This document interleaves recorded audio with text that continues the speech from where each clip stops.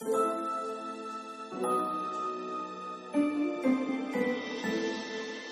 podcast is a member of the Place to Be Nation family. Visit us at placetobenation.com, the only place to be in your pop culture world.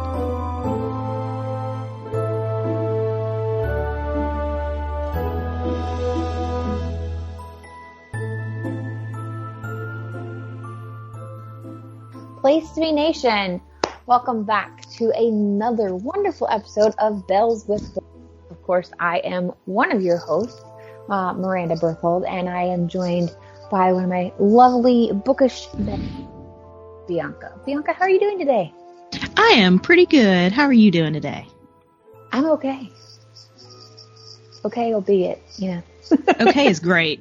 Okay is great in today's time. It is. You know, I feel like the past 3 years have been two things, both horrid and a wonderful place to read. So there's that. So many books. There are so many books, and I feel like for once we've actually had the time, right? I think I read more books last year than I ever have in a year. I don't know if I can say that, which actually brings up a good point. I meant to ask you this last time. We briefly touched on Goodreads. I set a goal every year. I know that you have recently started setting a goal, but I don't know how long you've actually been doing that. So what was your goal that you set, just to share with everybody else? What was your goal that you set for yourself this year? This year is 30 books. I am currently on number 22. I thought I saw that you were pretty close to yours. This year, the past few years, I bumped mine down to 50.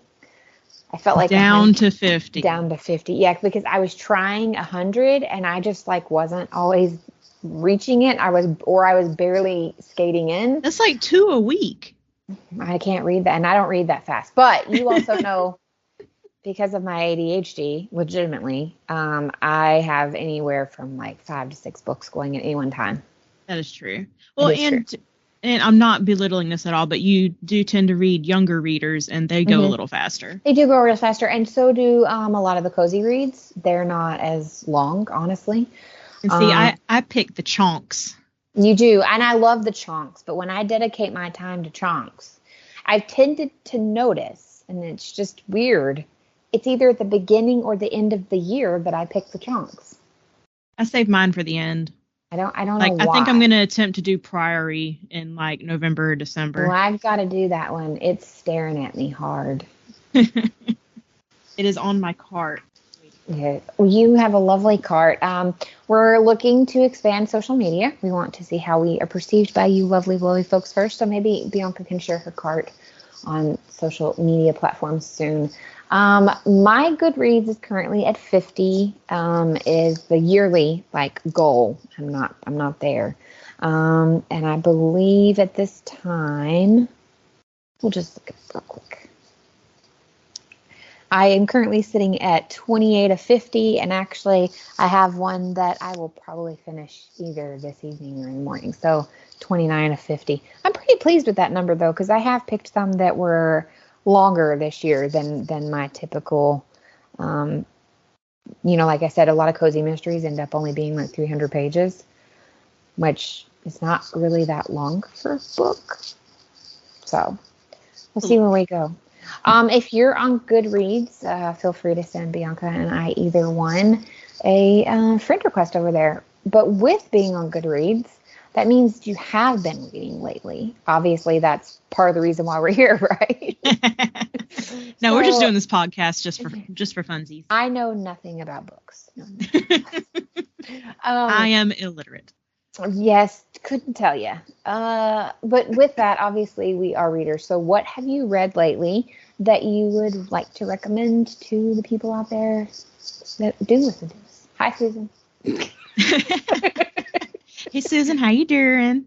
So it's been about a month since we recorded last, and in that time, I have read 5 books. I went ham this past month. Yes, I didn't even realize that. Good grief. So I have 2 personal favorites that I've read in this month. Okay. One is a little rom-com called Book Lovers by Emily Henry.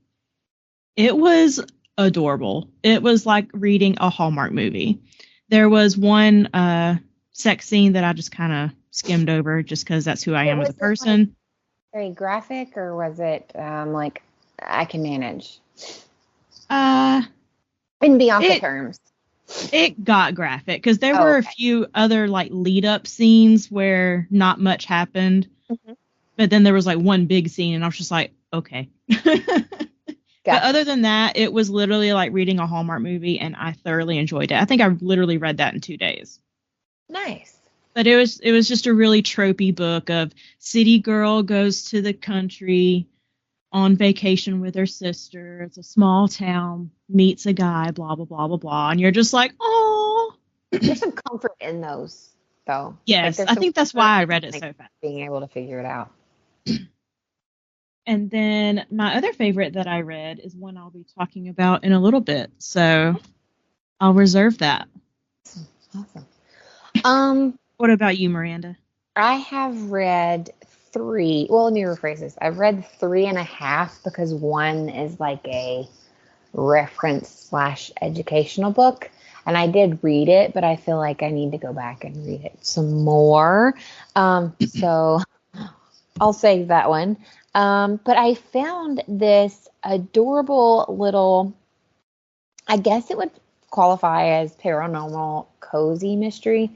And something I would like to deep dive in later. In episode 1, we kind of talked about different genres that we like. But something I would like to explain maybe in a later episode, because you're a good person to do that with, is obviously there are genres, but there are subgenres to those genres. Yes, most definitely. And one that I will be referring to a lot as we go through creating our podcast and doing this together, I will refer to cozy paranormal mysteries a lot. They are my comfort, kind of like Bianca saying she read a Hallmark in a book. But I stumbled across one that the name was like giggly enough that I had to give it a shot. It's called the Vampire Knitting Club. Yes. And it makes sense. The title makes way more sense once you read the books. I have finished the first 3 in the series. I believe there are like 12 of them right now. They're very actually well written and really, there's like adorable moments, but it is a mystery going on at the same time. If you're familiar with cozy mysteries, the first one usually is that person is in trouble and needs to figure out the murder or whatever has happened to save themselves. The young woman is American. Her mother was British. Her grandmother has passed away, and she has inherited a knitting shop. She's like 26, 27. But things quickly kind of go crazy when she's like standing in the middle of this knitting shop, trying to decide if she's going to keep it and work. And her grandmother walks in, and she's like, Grandma? What? She thinks she's basically losing it because they were very close. Turns out Grandma was actually murdered. And dun, dun, dun. She is the person that has been murdered in the first book.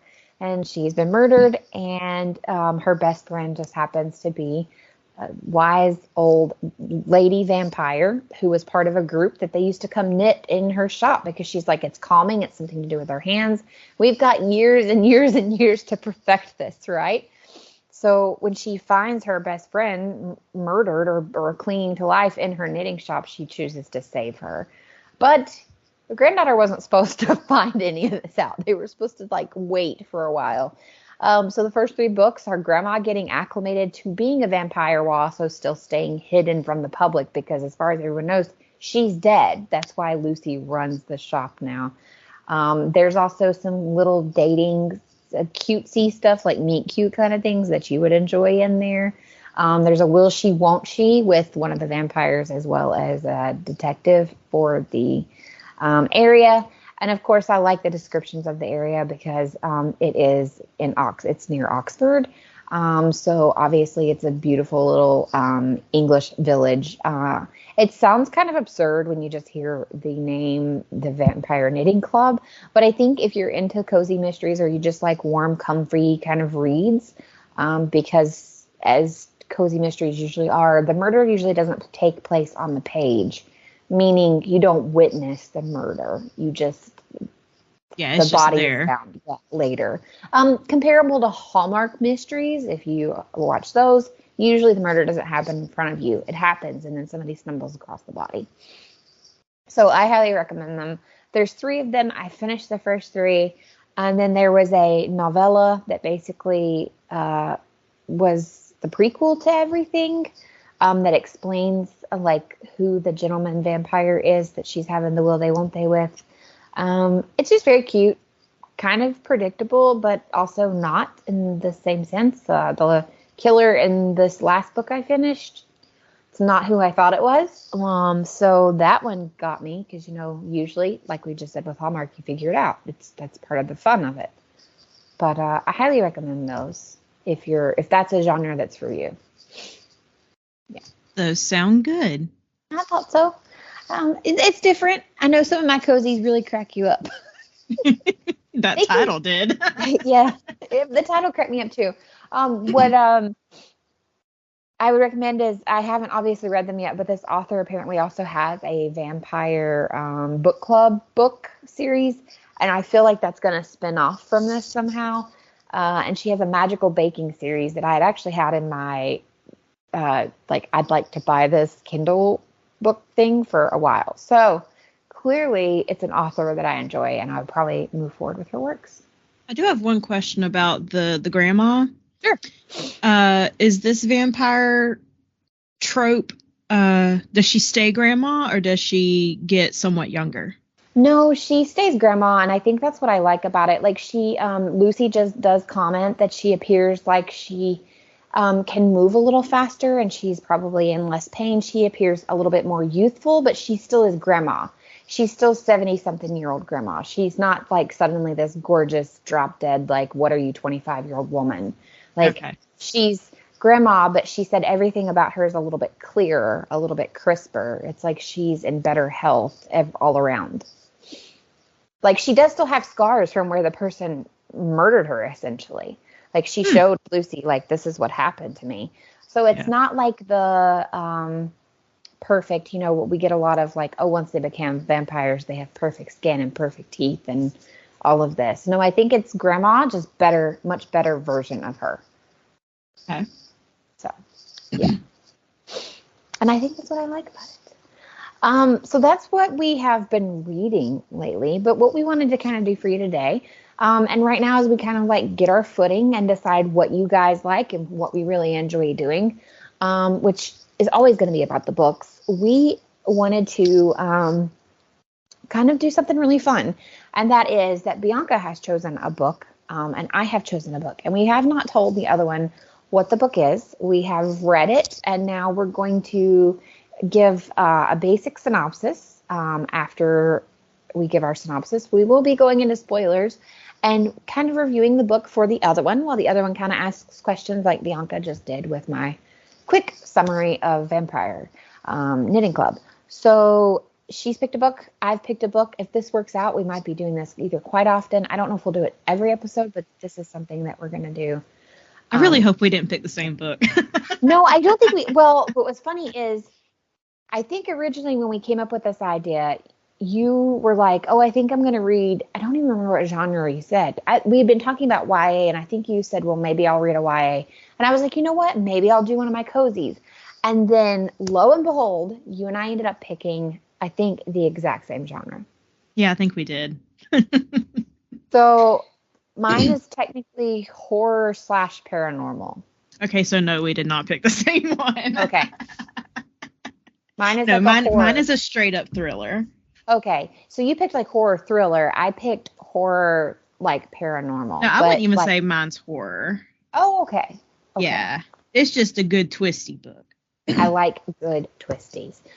So that means today, hopefully, you will not have bad dreams, but we will twist and turn and scare you a little, maybe. And if you believe in ghosts, maybe you'll enjoy this as well. So I'm going to let Bianca go first. We're just going to do a quick well, not quick. She's going to take time. Obviously, that's the bulk and the meat of today. So she's going to go first with her book. So Bianca, tell me the title and author of your book, and then give me a quick synopsis if you want to read the back, however you want to do it. And then let's just get into it. So my chosen book this week is The Wife Upstairs by Rachel Hawkins. Oh, yeah. Yes. I've not read this, but I've been wanting to. Rachel Hawkins is actually from Alabama, and she actually went to Houston Academy in Dothan, where I grew up. I did not know that. Yes. She actually had a couple of book signings at the bookstore that I worked at in Dothan. So that is how I came to know Rachel Hawkins. She started out writing YA. She has quite a few YA books. Then she started branching out into more adult themed novels. Okay. And The Wife Upstairs is a loose interpretation of Jane Eyre, if we have any Jane Eyre fans. I, for one, absolutely love Jane Eyre. I think I've read that book like 50 billion times. It's a wonderful book. And the movie is top tier. I do know who she is now. I just didn't realize that's who she was. She wrote the Hextall series. Okay. Like I said, this book is a loose interpretation of Jane Eyre, and it takes place in Birmingham, Alabama, which is where Rachel Hawkins also currently resides. And she was talking about various neighborhoods in the book, and I'm like, hey, I know where that is in Birmingham. So, like, she kept it pretty real to the area. But to summarize, Jane lives in Birmingham, Alabama. She is poor. She is broke. She begins walking dogs in a very rich and bougie neighborhood for all of the stay-at-home women. Can't even call them moms. They're just stay-at-home women. They are kept women. And she lines her pockets with the jewelry that they leave laying around. So it's like Real Housewives of Birmingham? Yeah, basically. Okay. And that's how she lives her life until one day she meets Eddie Rochester. Her life is forever changed. To keep it spoiler-free for just a few moments, I'll tell you when to skip ahead. Jane and Eddie, they do fall for each other, but that's when things start taking a downward spiral and things start happening in the house. And people die, but the dogs do not. This is a dog-safe book. No tears. Thank you, because you said she was a dog walker. I was like, wait a second. The dogs live throughout the novel. Good. But there are a few twists and turns, so if you do not want to know those twists and turns, go ahead and skip ahead. So I'm trying to collect my thoughts. Well, go ahead and give it a rating really quick for people that maybe want to come back and listen later after they've read the book. Like, you rate it, and maybe that's something else we need to explain at a later date, because you and I have a very weird system, both individually, for star ratings. So what would you give I do 5 out of 5. Okay. So I do as well, but not many books get a 5-star review. Yeah, no, it's hard to get a 5 from me. 5 means I will read it again. I will tell everyone in the world about it. I will buy multiple copies because I love that, like, different covers. Like, 5 means I am all in. Yeah. So I give a lot of 4s. I give a lot of 4s. However, saying that, this was a 5 out of 5 for me. Ooh. I Nice. will definitely be picking this up again. There are a couple of slow parts that I found myself just skimming, but I'm also a skimmer by nature. Like, You are a speed reader.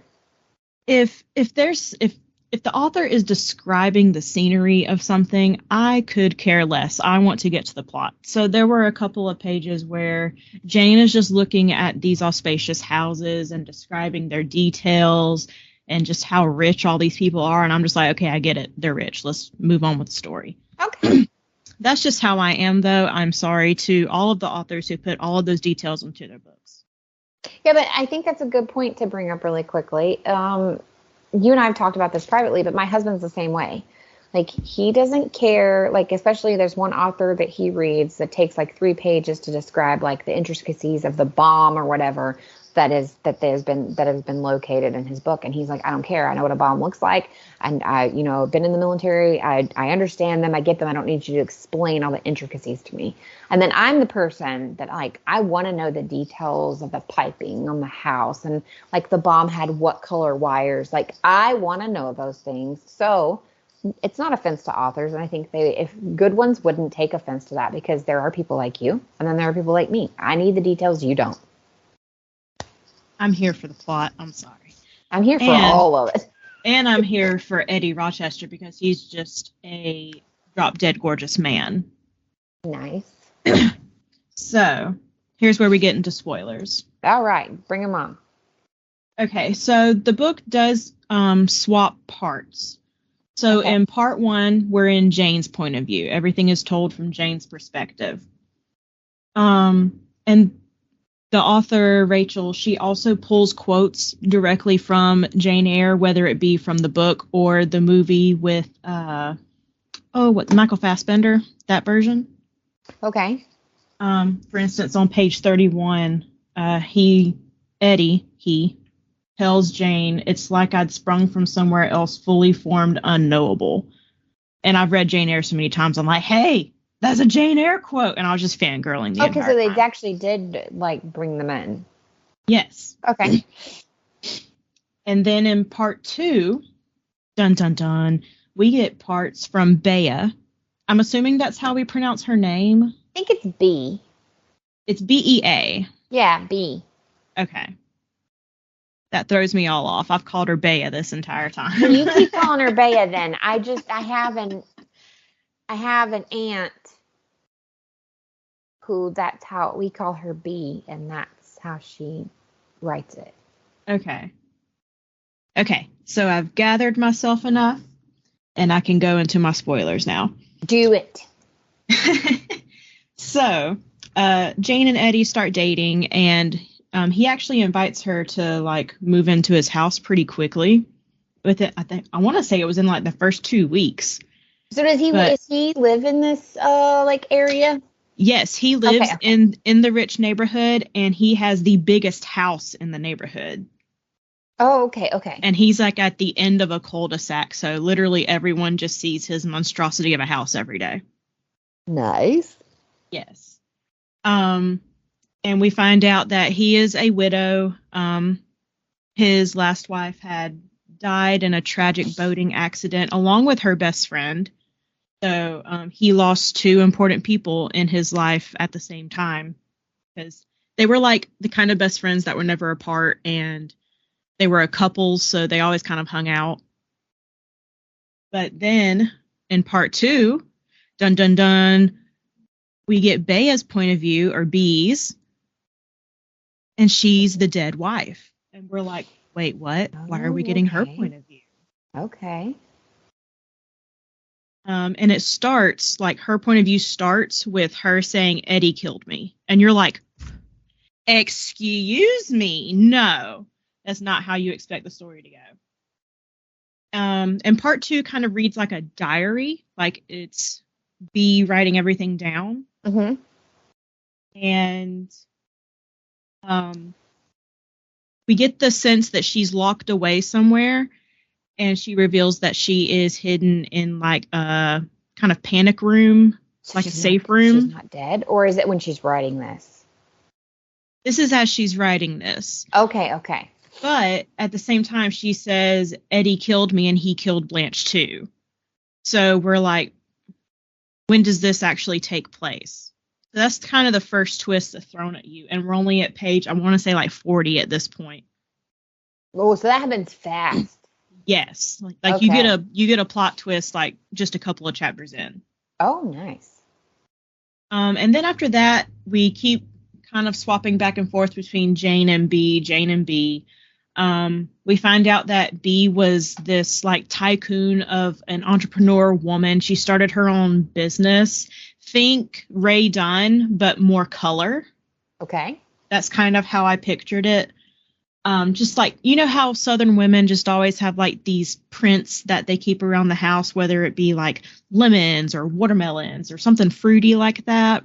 Yes. That's kind of what her whole Southern line was. I have herbs. We all have our thing. There's no judgment here. But she became a millionaire almost immediately after starting this business, and that's how they got all of their money.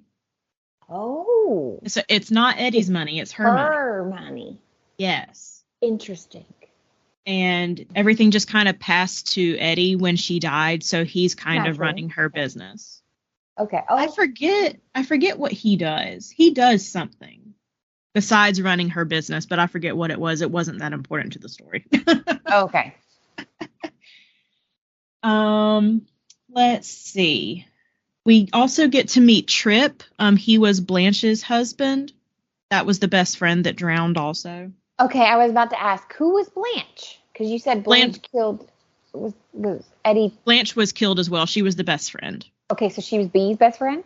Yes. Okay, so Blanche and Bee are best friends. Bee's married to Eddie. Blanche is married to Tripp, and both of them are dead. Yes. Okay. They had gone up to the lake one night, and they took the boat out and never returned. Ooh. And also no bodies were found. That doesn't mean dead. I've seen it. Does not. I don't mean this movie. Somebody can be like, wait, there's a movie? No, boys and girls. I'm just saying, like, that's Miranda's phrase as in, like, I've seen this before. But yeah, usually what I've learned in both book and movie is if there's no body. If there's no body, something's fishy. Marvel is a big thing. If there's no body, that means you could still be alive in some capacity. As the book progresses, we also learn that Jane is not her real name. She's a very jittery person. She's kind of always on edge. You get the sense that something happened in her childhood and that she's running away from that. I kind of wondered, just because you immediately said, she's like new to the area and like her profession. Like, yeah, it just sounded like there's more to that, basically. Yeah, she's always been very poor. I would even say destitute at times. When the book first starts, she does live with another person. I think his name was John. He's not in the book for long. He was a total creeper. But in the first few parts of the book, he does attempt to blackmail Jane because he knows that Jane is dating Eddie and he is loaded. So when calls start coming to their house asking for someone named Helen Burns, no matter what Jane says or what John says, this person still keeps calling asking for Helen Burns. Jane knows who Helen Burns is. Jane is Helen Burns, isn't she? Yes. But John eventually figures out that Jane's not who she says he is, so he uses that against her. We eventually get rid of John. She finally takes the reins and is like, I'm not playing this game anymore. And she goes to confront him at his job. He is a sound tech guy for a church. Okay. And she walks up into that church, acts like the super nice, rich white lady, and donates all of this money to the church. And they were like, oh, well, we'll dedicate the next whatever to you. And she's like, oh, you don't have to do that. And all at the same time, she's in the back, like, basically threatening John's life, saying, if you don't leave me alone, bad stuff's going to happen to you. And she pays him, like, I think $30,000. Because that's just the kind of money they have laying around. I mean, I'll threaten somebody if they will pay me $30,000 to leave them alone. I'll be like, yeah, sure, okay. We eventually swap back to Bee's point of view, and we find out that Eddie is bringing her things. So I am assuming at this point, while I was reading it, that this is after she had supposedly died. But he brings her clothes and food and water. And I start to get the sense that this room is in the house that Jane is also living in. Oh, I was going to ask that, or you said something about they went on the boat in the lake, and I was going to ask if there was like maybe a lake house property. And there is a lake house there. Like maybe she's there. See, I had that thought too, but just the way that B describes everything, it sounds like that they're at the main house. Oh, okay. Especially if Eddie is able to be there so often to bring her things. Like she never goes more than 3 days without seeing Eddie. Oh, okay. Okay. And B also knows how Eddie thinks. So she devises a plan that in order for her to escape this room, she has to seduce Eddie. And that eventually happens. And so he starts sleeping with both Jane and B at the same time. So we do find out at some point that they actually are both alive at the same time, that this is not a journal left by B. And this was written like prior to him meeting Jane or any of that. Like B really is alive? She is alive just because of the events that she writes about in the journal. Okay. Like you know she's alive. She is aware that Jane is also living in the house. Okay. Which, in Jane's defense, she doesn't know that B is alive. Everyone assumes B is exactly. Dead. Jane thinks B's dead, but B knows practically everything because she gets Eddie to open up to her. Oh. Yeah. There's a lot of trauma there. There's some Stockholm syndrome going here. Yeah. It seems like on both parts. It's reverse Stockholm syndrome. There is one night that Jane and Eddie are out in the backyard kind of just chilling. They were grilling some meat or something. And Jane goes back inside to get, I think she grabbed a bottle of wine. And she hears thumps. And she's like, ugh, why do we have rats? Like, we have dogs. We shouldn't have rats. But they're very rhythmic thumps. And you kind of get the chills reading it. You're like, ooh, is she going to discover that B's up there? But then we get a knock at the door, and it is a detective. Interesting. This detective asks to speak to Eddie alone. Eddie's like, no, whatever you have to say to me, you can say in front of Jane. The officer informs them that Blanche has been found in the lake. There is a body. There is a body. It has been discovered. Sorry, I'm trying to scroll through my notes to make sure I'm kind of going in chronological order. I'm like sitting here like I'm actually like you're telling me a story. Like I'm like watching something. I'm vested. Well, I'm trying to keep it because from the way you're asking me questions, I know it wasn't just me reading it. You do kind of have to figure out the order of the book to see if everything's actually happening in the order you're reading it, or if they're flashbacks or what. Okay. And in my notes, I tried to keep myself straight. But do you know when you're reading, for those that are like listening, do you know when you're reading that this is not a flashback and that it is concurring at the same time, or is it that you're just trying to figure that out? You're trying to figure that out, but it also doesn't help that in some parts of Jane's perspective that she has actual flashbacks of her childhood. Oh, so it's probably done on purpose then. Yes. So you don't know what's a flashback and what is it and what's going on concurrently. Like there is one part where Jane sees like a certain kind of, I think it's a chair, and it reminds her of a chair that was at her house when she was growing up. And then we get this whole scene of her foster dad like abusing her. Oh. Yeah, it was not pleasant. No. It gives you more empathy for Jane because, like I said, she is kind of a shady character. Like when she was dog walking, she was stealing from all these women. Even though it was kind of, quote, justified, like you get the sense that she's just not a likable character, period. So I feel like this kind of grounds her and you're like, oh, crap. this is her villain origin story. It sounds like it's also kind of like a book of a lot of red herrings, like throwing in the John guy, or telling you that she was a dog walker and she was stealing things, or like Eddie is basically living off of his dead wife's success. Like, there seems to be a lot of red herrings. Yes. So far is what I'm gathering. Well, and there's also the miscommunication trope. So if you're not a fan of that trope, I completely understand, because most of the time some conflicts in books can be resolved if characters would just talk to each other. Oh, for sure. And I feel like that happens a lot here. Eddie kind of keeps his secrets, Jane keeps her secrets, and they both know that they're keeping secrets from each other, but they don't really question it. They're just kind of like, okay, I love you. Let's continue with this relationship. Interesting. Eventually, I have in my notes, Eddie weirdly suggests that they go to the lake over the weekend. The very lake where B was just presumed to have been murdered. Because that's literally just like right after the officer comes and says, hey, we found Blanche's body in the lake.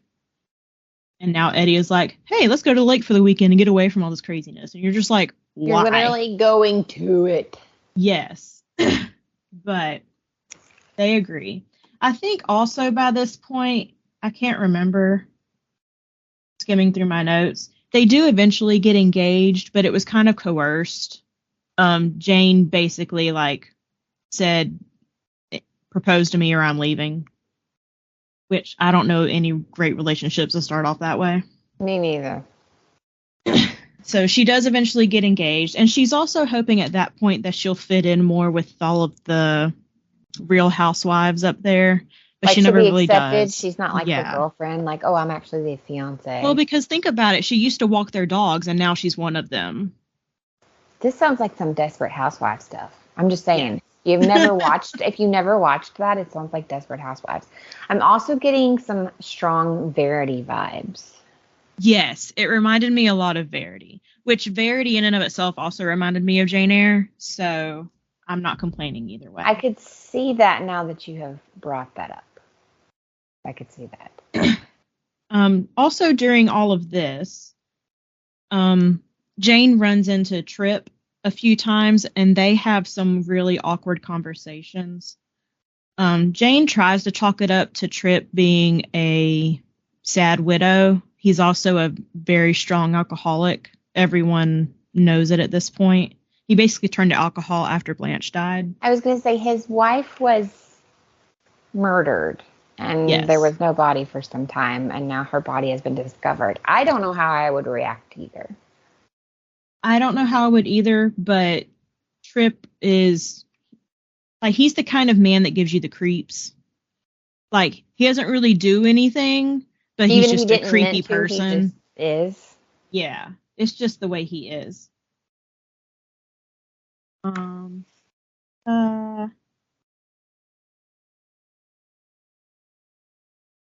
Sorry, I'm skimming through my notes. I got a little bit ahead of myself. She's like, I want to spoil it, but maybe I don't want to spoil everything. I'm trying not to spoil every single little thing. We swap back to B's point of view. Uh-huh. And she's still trying, at this point, she's still trying to seduce him, but they do end up having sex at this point. And B ends up saying just the wrong thing to turn Eddie off. And she says, you know, I still love you. I would never do anything to hurt you. And since we now know that Eddie is the one who murdered Blanche just because B is the one who said it, we're going off that presumption. Mm-hmm. He understands the meaning behind I would never do anything to hurt you, meaning she would never out him to the police. She would never tell anyone what he did. We still don't know why Eddie murdered Blanche at this point. Do we ever, and you don't have to spoil what it is, the reasoning, but do we ever find out the reasoning? Yes. Okay. Yes. Okay. It's very near the end of the book. Okay. And in this particular flashback, so when B is writing in that journal, she also has her own flashbacks. Like I said, this book is really trippy, and you kind of have to make your own kind of timeline to keep up with everything. B recalls that she keeps finding evidence that Blanche and Eddie were also having an affair behind B and Tripp's backs.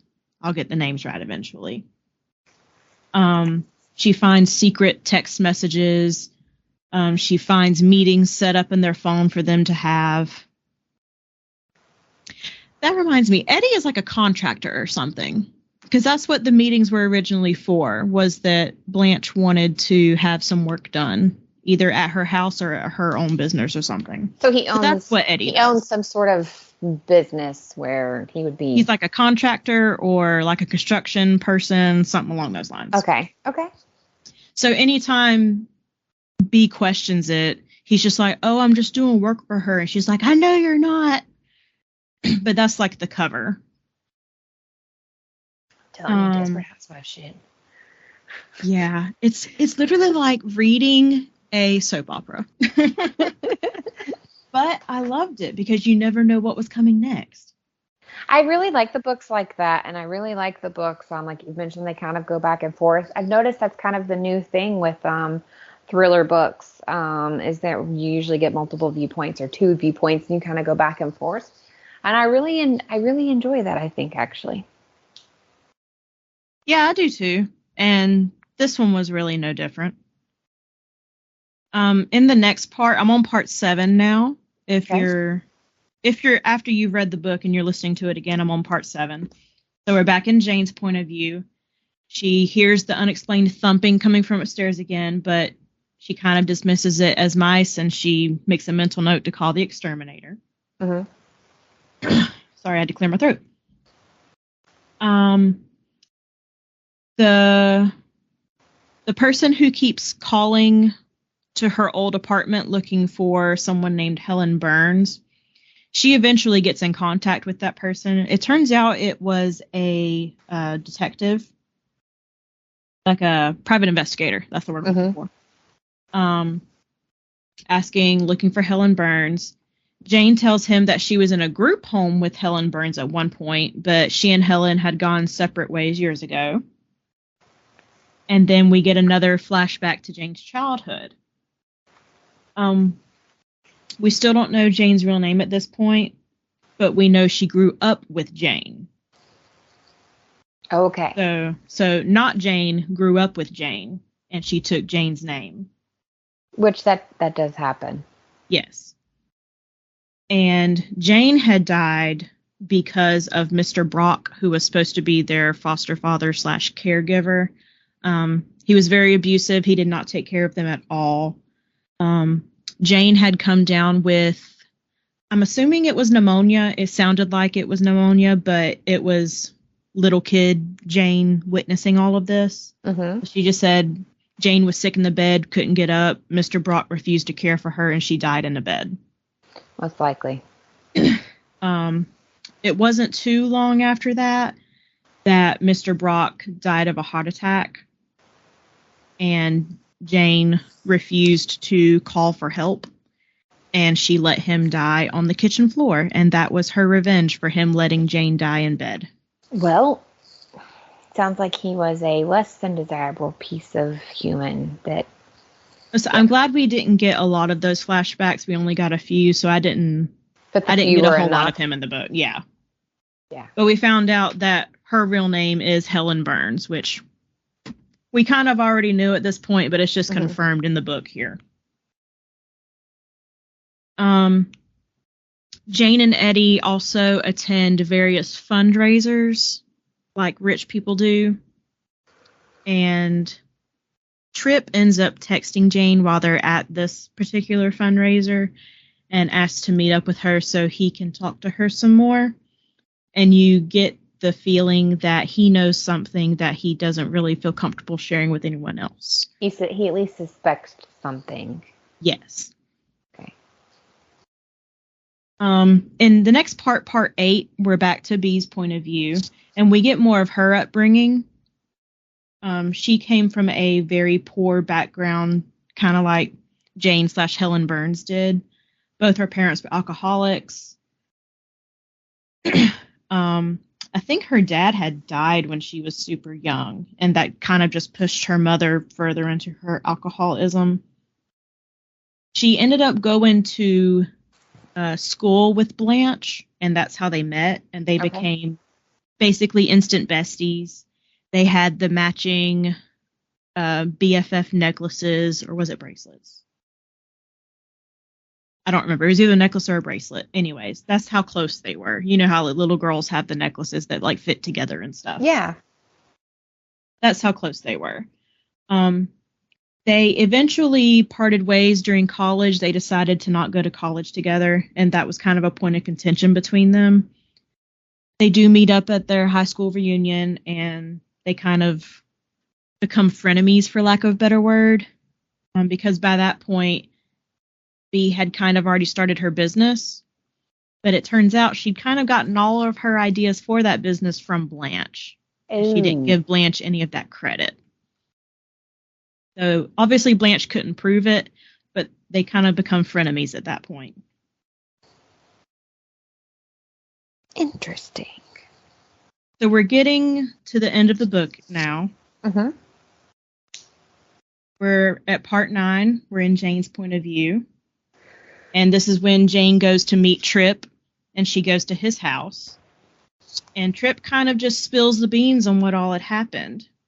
Tripp says that Blanche had wanted to move away before she died. She and Bea had gone to the lake to kind of hash things out. Maybe they could get over their quarrels and become true friends again. Mm-hmm. And Tripp had actually been at the lake that weekend, too. But he had passed out drunk in the guest bedroom, and he never set foot on the boat.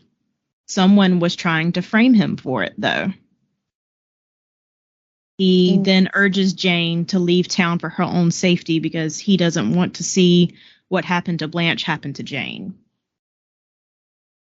When Jane gets home after this encounter, she basically destroys the house trying to find any evidence to support Tripp's claim that he was at the lake, but that he didn't set foot in the boat. She eventually finds a jacket that has a book in it. That jacket is Eddie's. He had worn that jacket almost every time he went upstairs to see Bea. Ah. That book is the diary that Bea has been writing in, and she had been writing directly to Jane to come rescue her. She runs upstairs. She finds the secret door in the guest's closet, and there's Bea behind that door. Wow. In part 10, we get a departure from the normal Bea Jane, and we get Eddie's perspective. He comes home to find the house destroyed. He sees that his jacket is just like laying on the floor there in the foyer. And he knows that jacket, he wore that to see Bea. He doesn't exactly know how Jane, because he didn't know about the diary, Bea kind of slipped it in his jacket. But he figures that she somehow found it. And then he hears her upstairs and he makes a beeline for the panic room. When he gets to the panic room, there's like a pineapple decoration type thing sitting on a table. Uh-huh. Jane throws it at him and hits him in the head and knocks him out. While he's knocked out, we get a flashback of him meeting Bea in Hawaii for the first time. It's where they met. And we find out he was basically a con artist. He would date these rich women, get a bunch of money from them, and then dump them and never see them again. And that's exactly what happened when he met Bea in Hawaii. He was there with another woman, and he saw Bea walk by, and he was like, ooh, she's hot. I'm going to go hit on her. And he literally leaves the woman he was there with in the hotel room, finds out what resort Bea is staying at, and like basically stalks her and gets her to date him. And it just gave me the heebie-jeebies. Yeah. Mm-hmm. Yeah, there were a lot of internal words that I had for Eddie at that point. So we don't like Eddie then. We don't like Eddie. No, Eddie officially is trash. While he's still knocked out, he's kind of like dreaming at this point, and he has another flashback, and he goes back to a conversation that he had with Blanche, and we learned that Bee's mom had died falling downstairs. They both suspect that Bee did it because Bee was the only one home with her. Mm-hmm. But then again, she was also an alcoholic, so she could have very easily just been drunk and fallen down a flight of stairs and broken her neck that way. Yeah. Eddie says that he almost can't believe it until the night Bee kills Blanche. So now Eddie is claiming that Bee is the one who killed Blanche, not Eddie. So he's basically I'm not going to say fabricating, but he's basically creating the story of like, well, she killed her mother. Why wouldn't she kill her best friend? Exactly. So Bee had invited Tripp to the lake to frame Tripp for killing Blanche. That is the story now at this point. So Bee killed Blanche. Eddie witnessed Bee getting out of the lake on the dock, and he locked her away for her own good and for everyone else's. That is the running theory now. So, do we ever find out the truth? Yes. So it turns out, I kind of don't want to say the ending. Well, don't say it. You don't have to. Okay. That's fine. Don't. I want to leave that as I wonder what the real thing is. Okay. But so do you ever, but just to say yes or no, do you ever find out what the real truth is? Yes. Okay. And I also feel like I can tell you the exact ending of the book because there are still questions left unanswered. Mm-hmm. And for those of you who have read it or you plan to read it, after you read it, hit me up because I want to discuss this with y'all. So I said that Jane knocked Eddie out with a pineapple. Bee and Jane kind of just hang out at the house and talk for a little bit after that, which I thought was kind of weird. I was like, woman, you've been locked up in a panic room for many months now, close to a year, and you just want to hang out in your kitchen, drink a glass of wine, and talk to the woman who's been living in your house? That was very conniving, I'd put it that way. Yeah. And then the fire alarm goes off. Eddie had set fire to everything upstairs. No proof. No proof. Yeah, no proof. Nothing can happen. And it turns out that the house burns, like, completely to ashes. Jane makes it out, and the dog makes it out. Jane kind of then left open for interpretation of other people may or may not have been lifted out. Jane gets a call from Eddie's lawyer. He had changed his will and left everything to her, including Bee's business. So she became a mega millionaire in just a couple of hours. Usually when that happens, I feel like it's because the person didn't anticipate dying to begin with. And they had to make it like people would start asking, like, well, why weren't you giving your fiance everything if you died? Well, because you also have to remember, I said this happened also fast. She moved in like 2 weeks after they started dating. They got engaged not long after that. Like, this was all in less than 6 months. Get conned? I'll leave that up for whoever reads this next. I just don't want to read it. So that will be the question that I will discuss with you after I read it. Is right now my thought process is, well, did the con get conned? Yeah. There are a couple of things that I wrote down that I did want to throw in real quick. Okay. The Wife Upstairs is based on Jane Eyre. She does have a few others. Reckless Girls is also supposed to be another interpretation of And Then There Were None by Agatha Christie. I had read that the other day. There was a link I'll share with you since you brought it up, and it's like, here are great adaptations if you want to keep going. Ooh, I want to read that, yeah. Yeah. She also has written The Villa, which is not out yet, but it is supposed to be inspired by Mary Shelley and also have influence from the 1970s. So I'm Ooh. assuming it'll be like a Frankenstein set in the 70s type thing, which I'm super excited Works about. for me. Some of the characters, I'll discuss them briefly. I said Jane was not very likable, and I mean that. Throughout the reading, I did not like Jane just because she was very cynical with her point of view of the world. There was not much happiness. B was kind of the opposite. Even though she was locked away in a room, with her flashbacks, you kind of got like this whole life picture of her, and you felt very, very sad for her. Like you were rooting for her to get out of that room.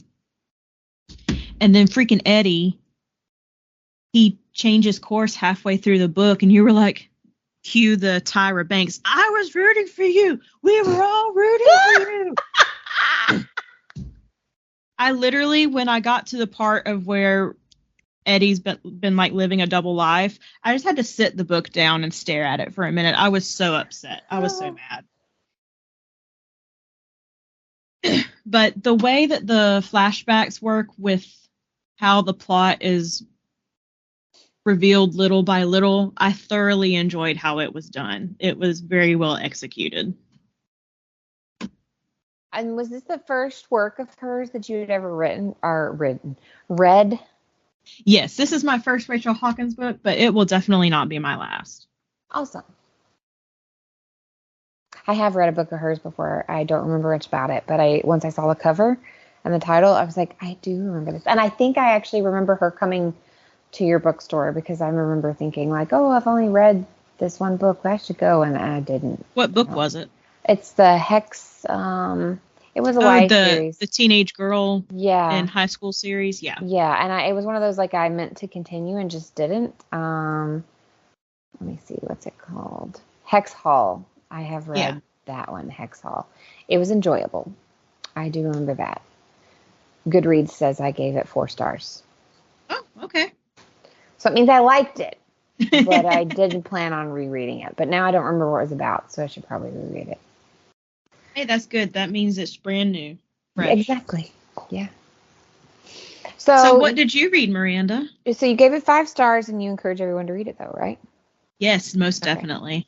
So I read Horror Hotel by Victoria Fulton and Faith MaClaren.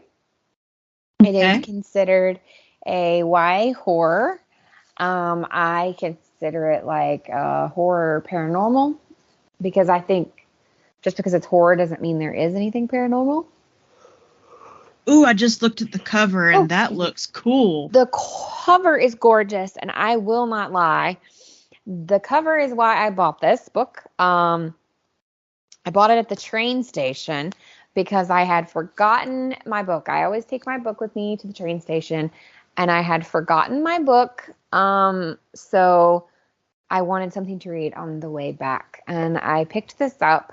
It's called, like I said, it's Horror Hotel. I will read you the synopsis. I think the one on Goodreads is a little bit better than the one on the back of the book.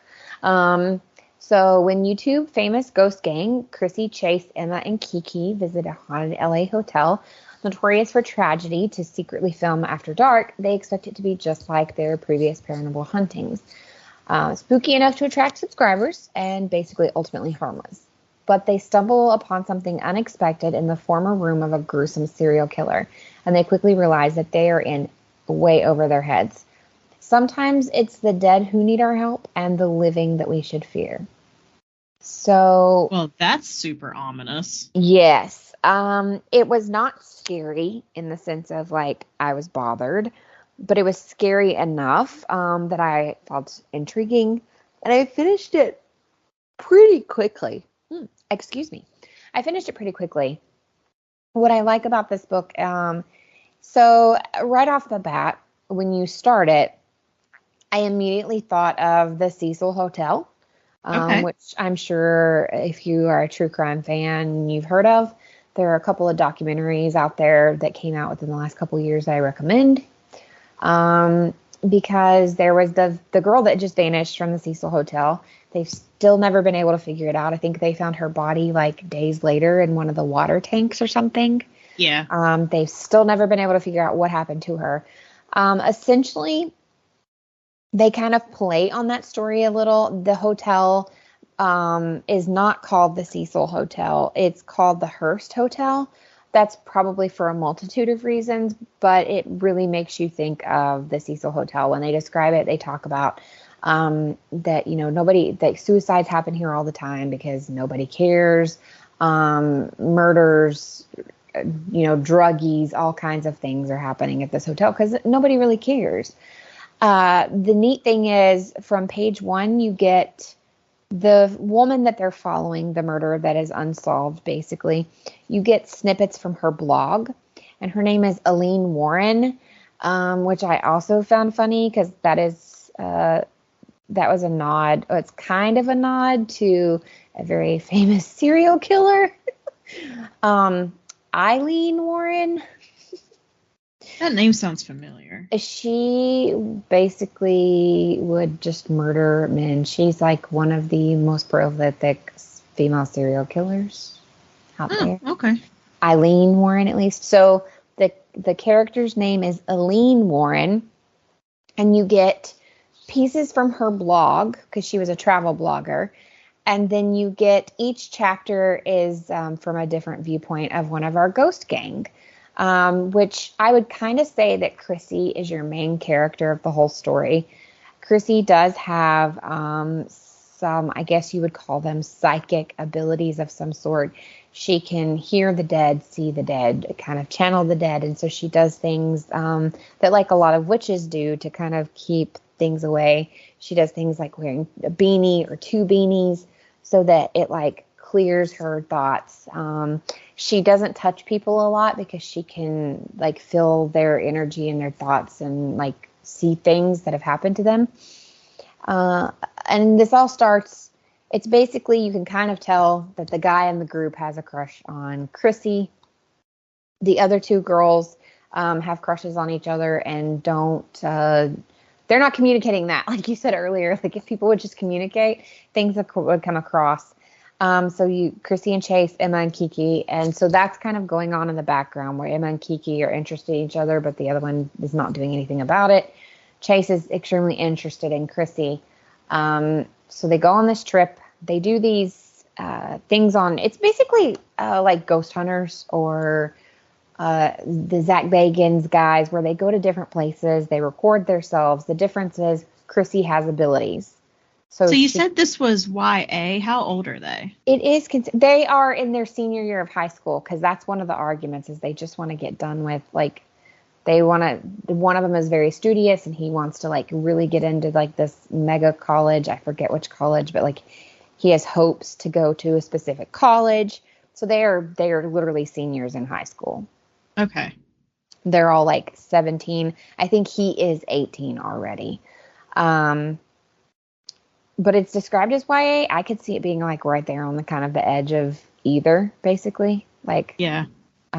Which is, you said that they were, like ghost investigators. So I was thinking maybe they're in like their early 20s. No, they're young. But Chase's family is rich. So when he was like, I want to do this, and he's really into film. That's how it kind of like he's interested in paranormal. Chrissy has abilities. They tell kind of the backstories of those as you're going through the book. And I guess people like, I'm kind of spoiling things right now. I'll really get into spoilers here in just a second. It's still kind of so it's just something they kind of all started together, and it tells you how they all come to be friends and how they all come together, because when they're describing them, they don't seem like likely pairs or likely a friend group. But they actually become really good friends. They run this YouTube channel where they're basically paranormal investigators. And like doing the Hearst Hotel is like goal. They know if they do this will get them where they want to be. This will get them the sponsors that they want and things like that. So they end up telling all of their parents something different and driving from where they live. It's a couple hour drive, from my understanding, to go to this hotel in LA. So they get there. It's extremely seedy. They describe the area as like, no, you and I would be like, don't stop, just keep going. I don't care if it's a stop sign or a red light. Just keep going. And immediately, like right off the bat, the hotel owner, clerk, very shady. She's starting to pick up stuff from the instant they walk in. And they've picked up a lot of stuff. And they end up going into this room where there's like a residual left over, or what they think is residual of a murder. They think like, oh God, we're all experiencing this. Usually Chrissy does. And that's when they realize they're not having an experience that really is a dead body, that there is a dead person right there. And she's been killed the way that the serial killer from before was killing all these different people. So they hightail it out of this room. And they go back to the room that they're staying in, which is not your typical hotel. They're on a floor that's more like a hostel. So the room that they're staying in, all of their beds are in there. Also another bed that has a bag and stuff on it. And they're like, why is somebody else in here with us? But it's set up like a hostel. And the young man comes in, and Chrissy immediately feels drawn to him. But for the first time ever, she can't get anything off of him. Like, oh, is he like the Bella? Kinda. The Bella to the Edward. Kinda, but not in a good way. Oh, okay. So, you meet this guy, and I will say it kind of plays into the living maybe is sometimes who we need to fear. So she can't read anything off of him, so she immediately trusts him. Ends up going to dinner with him and then coming back because she's cleared her head then. Like, she's gotten all of that, like, out of her system. She's come back. And then things immediately start going crazy bonkers. They're trying to now investigate because they're like, well, who killed this girl? And so they report it. They call the police. They call somebody at the security guard up to the room, whatever. And they're like, haha, very funny. Like, we get jokes like this all the time. Like, it's ridiculous. And they're like, we're not joking. Did you not see the body? And they're like, there is no body. What are you talking about? So this is when they decide, like, okay, we can't let this continue. Like, clearly this young lady's dead. So they follow the people that run the place. They learn shady stuff about them. They're selling drugs, getting stuff like that in and out of the system, or in and out of the hotel. Of course, cops don't come. That's something that they remind you multiple times, is that, like, you could call the cops, but they're not going to show. Like, this is not. Do they not show just because they have other things going on, or they just know the reputation of the hotel? Both. It's LA. Okay. And so it takes forever to get anywhere. It's LA. And then the reputation of the hotel. They're like, we get crank calls all the time. This is just normal, number one. And then number two, like, the reputation of the hotel, like, well, nobody cares about the people that are there. Yeah. Like, nobody cares. Like, they went there to kill themselves. So I'll get there when I get there. Yeah. Which is really sad. But when she's describing, like, how she is feeling these people having these, like, she basically sometimes, the women that have died that are coming to her, she kind of feels like how they felt in their last moments. Like, so sometimes she can't breathe. Sometimes she, like, physically vomits. But she feels their residual energy. She does feel she can see them. She feels their residual energy. She can't, most of them can't right out talk to her, but she can understand them. It was kind of like neat. An empath. Yeah, it was kind of very ghost whispery in the sense of, like, they didn't have to talk to her for her to be able to help them. The problem is, you can imagine this hotel, there's people everywhere. And so she's constantly, like, at one point she just goes to the bathroom to be alone, and she thinks someone's in there with her. And that's when she realizes she's watching the replay of a woman overdose in the floor. Ooh, like, yeah, that's like, heavy.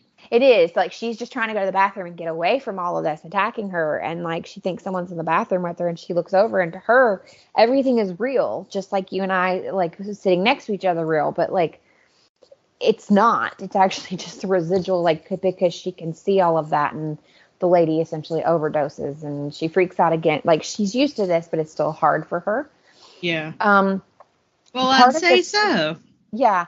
And part of the thing is they keep getting these weird comments on their posts and stuff. And they post different ones, and it's just like weird comments about how, because they refer to her as Ghost Girl. And and like the guy will write in, and every time they ban him, about a month or so later, he comes back under another screen name that follows back to like no way for them to figure out who it is. And he makes creepy comments about how he'd like to have his hands around Chrissy's throat. Just weird things like that. So, ooh, I bet it's the guy she can't get a read on. I'm calling it now.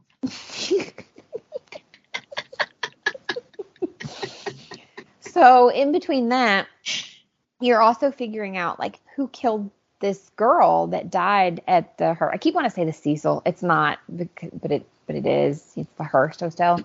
So what's really neat is you're getting her little blurbs, her little blog posts, her little diary, kind of in between their chapters. So what she deduces, what Chrissy realizes, is this girl was like her. Because like one of the things that she writes from her like October 30th thing is, one of my coworkers is a dead guy. He was shot in the face during an armed robbery. Imagine spending your afterlife in a fried chicken joint. No, thank you.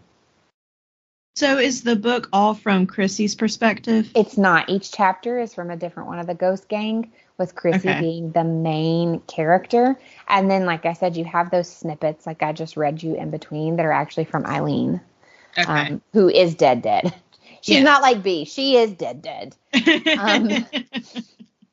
And essentially, Eileen was staying in this hotel as well. And she progressively, like you can read her blog posts throughout the book, they're getting crazier. People are believing that she has a mental disorder, and it just turns out that she is also a ghost girl, essentially. She can also see and experience and feel these things. In the end, you do find out. I'm trying to decide if I also wanted to. So they go through this whole night. It actually takes place in one whole night. Oh, the whole book is one night? The first couple of chapters, no. The first couple of chapters are explaining who they are, that they're wanting to go on this event, that they're wanting to go do this. And it's supposed to be, like when the ghost hunters go do their thing and they do an overnight thing, stay. It all happens in one night when you watch those shows. And so when you finally hit, I don't think it's very far into the book. I think it's maybe chapter 4 or 5, which they're not very long, is when they pull into the hotel. And at that point on, it's a 24-hour period that the rest of the book takes place. Okay. A lot happens during this time. One of the girls is kind of knocked out, left for dead. Like I said, they find the body. The body disappears. They go to question who they think it is. They give you a red herring of who they think it is.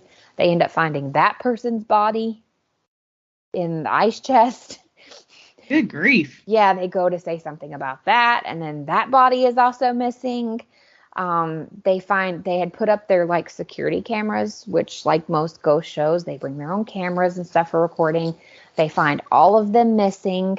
One of the girls finds where they have been taken and hidden, and as soon as she finds them, she's actually locked, like stabbed and left to die in that closet, and locked in the closet with their missing cameras. So now at this point, because there was miscommunication, because nobody would talk to the other one, they're all individually separated instead of being in pairs, which is one of the rules. At the very beginning of the book, they give you the ghost code, their rules, and it's never go anywhere alone. Always use the buddy system. Majority rules, phones on airplane mode at all times, because you are trying to do an investigation.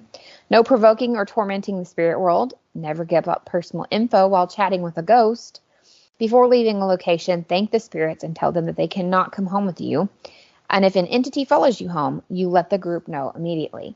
So at one point, they end up all breaking rule number 1, which is never go anywhere alone, because they're all pissed off at each other individually and as couples. So that's how you end up with the one stabbed in the closet. I think the other one is trying to get the help from the security guard by kind of flirting with him, because he's writing a play or a book. I can't remember which. I apologize, because it was one, I'm like you. That was one of those, like, I read about it, but I don't remember which. Yeah. So she says she agrees to read it. in exchange for like time to look at his cameras, things like that. And that's when she realized like not all the hotel is even covered by cameras. Of course not. Yeah, of course not. So our I Can't Read You guy comes back into play. And Chrissy's kind of smitten with him. And then she thinks, what have I done? Why have I left myself alone with him? Because she starts seeing all these girls, these dead girls, that she realizes they didn't die at the hotel. And it doesn't make sense. Why are they here and why are they following her? And there's a couple of them. And then one she realizes she thinks she saw when she was alive the first night she met this guy. Oh, so she saw her first alive and then dead. Yes, she thinks so. Okay. But she remembers she's not been able to read him. And he actually has abilities of some sort as well. At first you think maybe he has told her this because he wants sympathy. He wants to like empathy wise. He does have, but he is flipping crazy. And he ends up lying totally about who he is. What, in the Eddie Rochester? Yeah, he has lied totally about who he is. They all believe he's there from Australia to do some sort of job, sightseeing kind of thing. He is kind of, sort of, but not really. And he's just cuckoo bananas is what he is. The gang kind of all figures out, like, we fucked up. We should have communicated better with each other. And in the long run, Chase ends up kind of saving the day, even though Chrissy saves herself. There ends up being another dead body, but the police show up this time. Why do they show up this time? Or do you want to say? No. But this time they finally listen. Okay. This time they finally listen. The police finally show up. Someone ends up dead.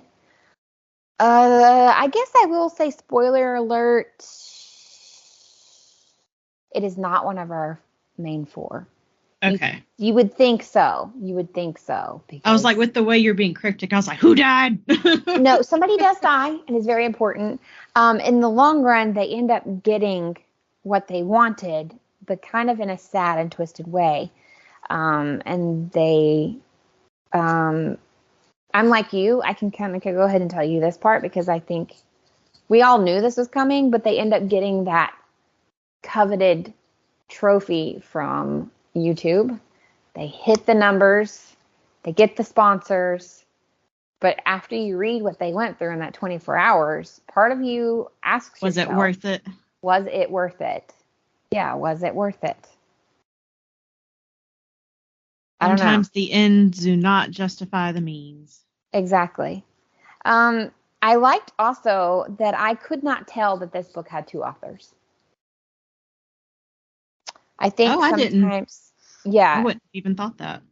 Yeah, I think sometimes when a book has two authors, especially when there's multiple viewpoints, you can kind of tell. But I couldn't tell. We do end the book with it being 6 months after the incidents that have taken place at the Hearst Hotel. They do get their coveted 100,000 subscribers gold play button.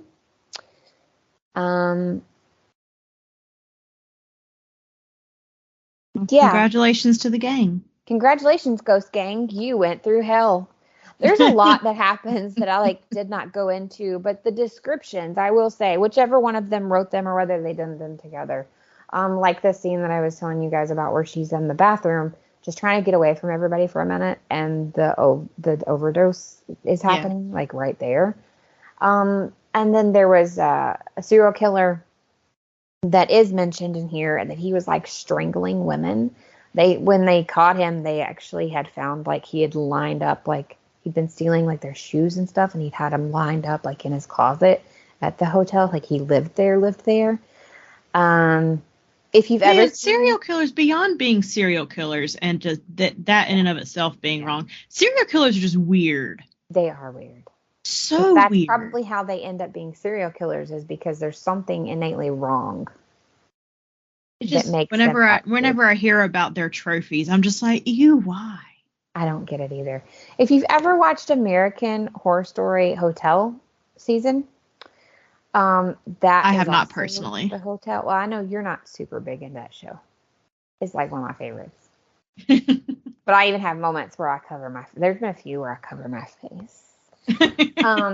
But that hotel for that season would be the same, kind of the same thing.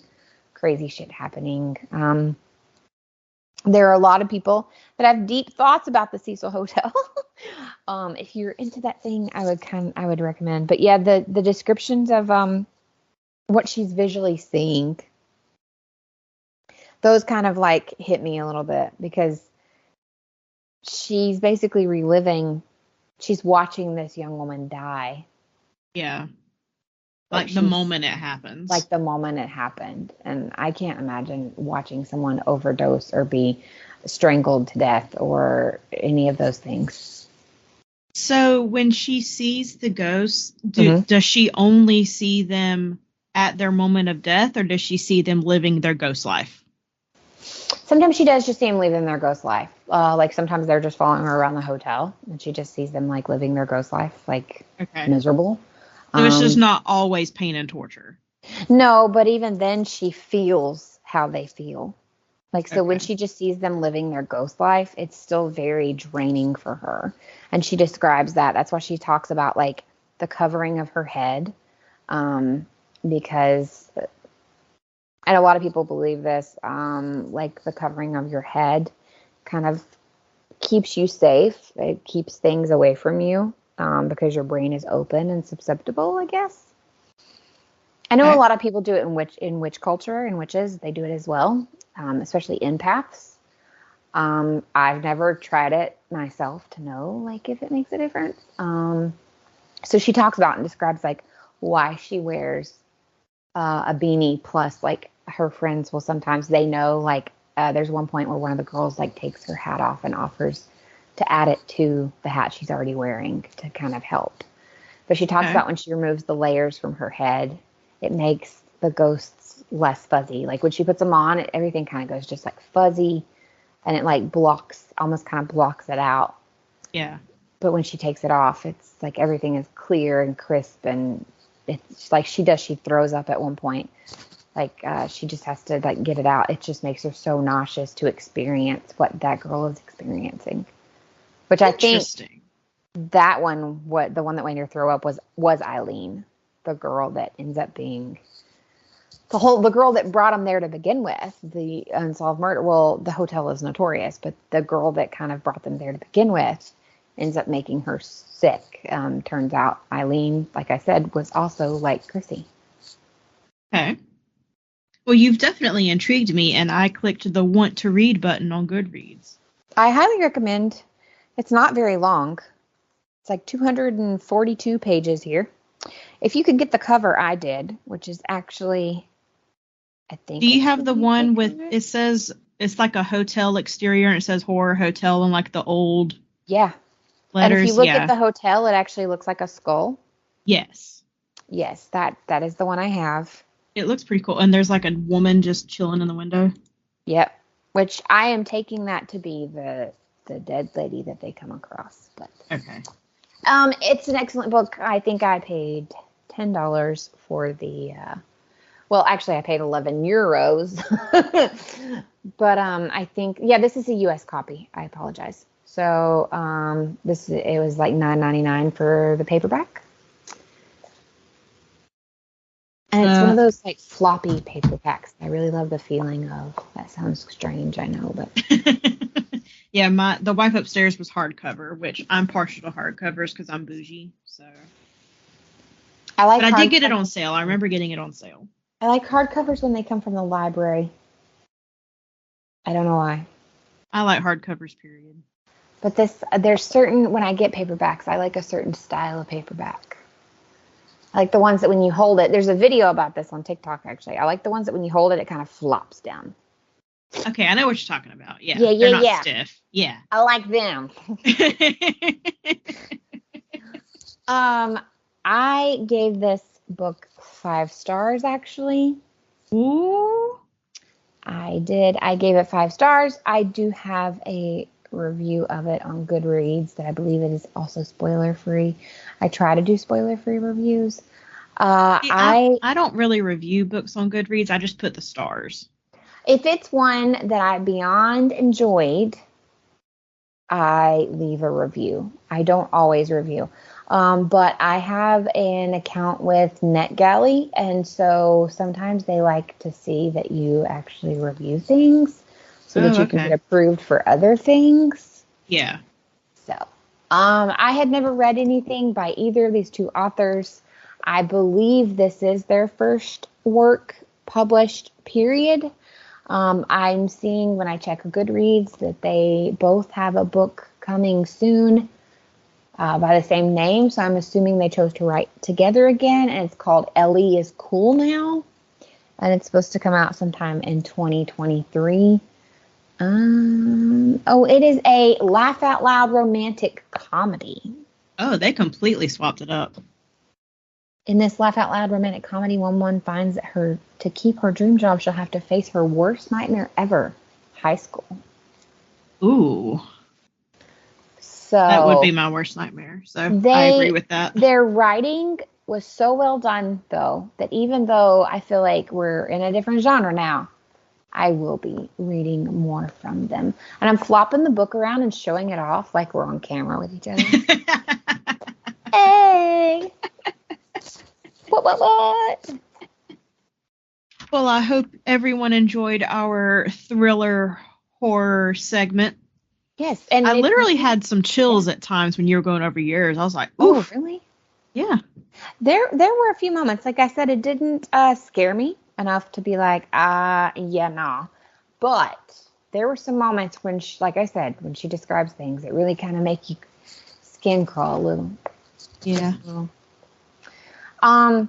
If you guys have any horror or thriller reads that you would like to recommend, please do. And we would love those. And we may have read them, or we may have not. Because we actually had a friend discussion this week just about a couple of thrillers that I thought you had really read the one that I told you to. And you have not. Nope. Sorry. And also, if you have any recommendations of books that follow along this line, I really loved Horror Hotel so much that I'd love more like this. So. And I am also a big fan of twisty-turny thrillers like The Wife Upstairs, where you never know what's going to happen. Twisty-turny thrillers are the best. So, my recommendation to you, and I'll tell you this here, even though I've already told you, I would recommend The Push by Ashley Aldrin. And then also, I don't know if it's available yet. It's one that I got early to review. I just read it like a few months ago. I don't even know if I told you. It's called The Lies I Tell by Julie Clark. That sounds familiar. I think you've mentioned it. I may have. I think I may have texted you like the minute I finished it. Spoiler, I gave it 5 stars. I wrote a review for it as well. It literally just came out. It just came out. I was given early copy for my Kindle to read and review. It just came out June 21st. So to give you a recommendation to what you just read, I would recommend either one of those to you. I can't really give you a recommendation for horror. I don't read a lot of horror. It's okay because I thought I could be like, oh, this sounds like this book I've been wanting to read. And I truly can't come up with anything. But Goodreads did have a little other people that have read and enjoyed this, liked this. Yes. So. Yeah, it says for Horror Hotel, readers also enjoyed I Let You Go by Claire McIntosh and A Night to Die For. I'm trying to read the name. Lisa something. Lisa Schroeder. Yeah. Yeah, so both of those sounded interesting. So maybe they will be just as good. We're going to swap it up a little bit here. Yeah. And just a few minutes, we're going to discuss any recent adaptations that we have seen or watched somewhat recently So of book to books that film, we have read. book to film, book to TV, adaptations. I'm going to call this Adaptation Minute. I like it. I like it. Two that I have watched recently is the Summer I Turned Pretty series. It is available on Amazon Prime. There's only one season. It just came out. But it is based on a series by Jenny Han. She is a YA author. I've read quite a few books from her, and I thoroughly enjoy her works. The Summer I Turned Pretty series is a trilogy book series, and so I'm assuming there will be more than one season, but nothing has been announced yet beyond just what is out. Mm-hmm. The series in and of itself is a little bit different from the book, but I love the changes they made, and I know that is something rare that book lovers will probably never utter. But I say that because the books are slightly dated. I believe they're supposed to take place in like the early 2000s, and when you read them, it shows. And so they updated it a little bit, made it more modern. They just made the plot kind of more relevant to modern day, and I had no complaints about it whatsoever. I know I said it was YA. There is quite a bit of adult content in it, though. I was not expecting that, which I should have because it's on Amazon. It happens a lot more, though, in YA, I've noticed. Older YA, what I like to call geriatric YA. Geriatric YA. That's my own genre I have created. But, like, Jenny Han writes her books. They're very, I don't want to say sweet and innocent, but they kind of are. They keep that teenager mentality of innocence. Like, Right. You haven't really experienced a whole lot of life yet, and that's kind of what I enjoyed about them. This series kind of went a little dark at times, and I was like, ooh, okay, we're getting a little real here. But I thoroughly enjoyed it. I binged the whole season in, I think, 3 days because it came out while I was still working. It didn't come out on like a weekend, so I couldn't just take the weekend and binge it. But I liked it. Would recommend it, both the book and the movie, or the series. She's the author to To All the Boys I've Loved Before. Yes, I loved that. You and I both loved that series. So. The other adaptation I watched and read was Love and Gelato. I love the name. The book is a cute YA read. It was so good. I loved that book. The movie on Netflix is trash. Aww. I hated it. Okay, so the book is supposed to follow this 16-year-old girl whose mom passes away from, I think it was cancer. But, like, the mom's, like, dying wish was for her daughter to go and live in Italy for a little bit because that's where the mom kind of found herself. She spent a little while in Italy and, like, discovered life, and life was just great in Italy. She's like, you need to go to Italy. So the book follows the daughter going to Italy and, like, having a cute little Italian adventure. Like, it was adorable. The movie on Netflix should not have even been called Love and Gelato. I'm about to rant, so I'm super sorry. Go for it. It should not have even been called Love and Gelato. The only thing it had in common was the main character had the same name. That was it. The movie follows a 22-year-old grown woman who just graduated with her undergrad, and I think she was planning to be a doctor. I don't remember. But she goes to Italy not because her mom sends her, but just because she wants to go have a European adventure for herself. And that was it. Like, she goes and has a European adventure, and, like, there's a slight love interest, and there's, like, a cute little makeover sequence where she's trying to pick out a dress to wear. I hated it. -5 out of 10. I don't know why they called it Love and Gelato. It had nothing to do with the book. So it's extremely loosely based off the book. I wouldn't even say it's based off the book. It just has the same name. Oh, wow. Yeah, it really irritated me. Like, I was expecting a cute little teenage rom-com, and that's not what I got. I can almost understand and appreciate making the character older and trying to grab a different audience, but keeping the same story. Does that make sense? Like maybe change one or two things and be like, oh, she just graduated college. Her mother died, or college. She was going to college. Her mother died. It was rough. Her mother really wanted her to experience life. So now she's in Italy, and then continue the story. Yeah, like, I don't know. I haven't read the book, but would it have been possible to age the character a little and it still have worked? That was my thing. It would have still worked? It may have.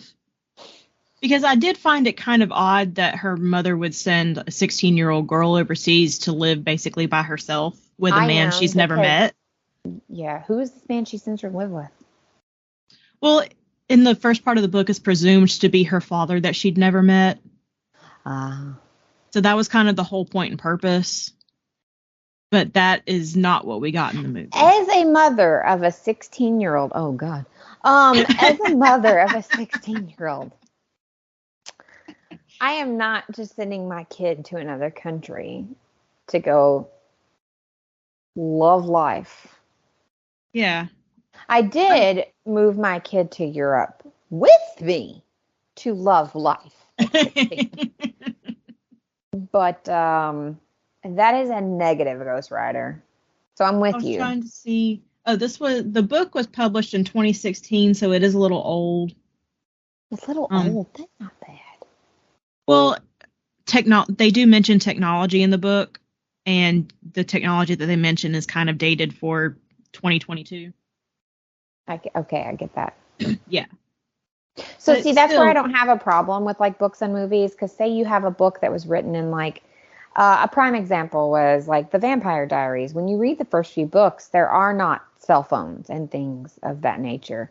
I forget when she originally wrote the book, but I want to say it was in like the 90s. So when it got adapted into TV, clearly these kids now have like cell phones and, things of that nature. So there are slight updates like that can work. You have to make. But yeah, I'm with you. Like, it was first published in 2010. Which one? It said, wait, no, that's not right. That's Stefan's diaries. No, that's his. That's something totally separate. Yeah. The Stefan's diary started coming out about the same time that the TV show did. I'm trying to find it. Okay, yeah, the second one, Vampire Diaries #2, it was first published in 91, so it's as old as I am. Yeah, so like I use that as an example because you were talking about like the technology. So like I am all for adaptations that update technology and such. And that's kind of what Summer I Turned Pretty did. Yeah. Which I was totally fine with. So I recommend Summer I Turned Pretty. Do not recommend Love and Gelato the movie. I do recommend the book. Do you think if you separated the two of them, like, and you didn't know that there was a book and you just watched it, would it have been different? Probably not, because I'll also say I found myself getting bored during the movie and I was playing on my phone a lot. Okay. So, I mean, they were trying to go for that cute little rom-com feeling, but it came off as more goofy.